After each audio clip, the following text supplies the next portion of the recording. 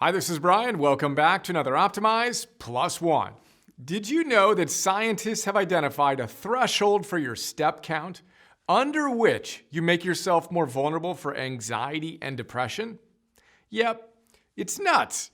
Check this out. In Kelly McGonigal's fantastic new book called The Joy of Movement, she tells us, and I quote, "The average daily step count required to induce feelings of anxiety and depression and decrease satisfaction with life is 5,649.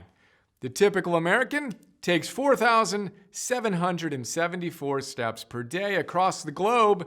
The average is 4,961, end quote. Yikes. Let's repeat that. The average daily step count required to induce feelings of anxiety and depression and decrease satisfaction with life is 5,649. You gotta love that precision, huh? And the typical American falls below that threshold at 4,774 steps per day, while the average human across the globe also falls below that threshold at 4,961 steps. All of which begs the question, how many steps are you getting on average per day?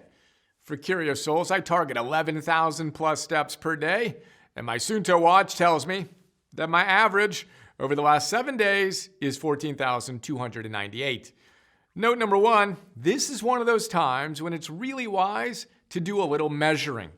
As per our plus one on Want to Improve, measure, check that one out, simply using a pedometer increases step counts by a mile.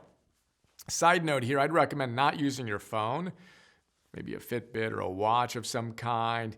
Phones we want to untether from, etc. Back to this. Note number two, I didn't know about the fact that scientists actually identified a step threshold for depression when we set our baseline target of 10,000 steps a day for our optimized coaches.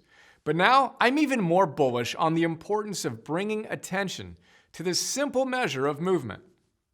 And that's today's plus one.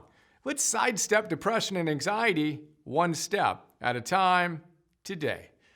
Plus one, plus one, plus one, step after step after step.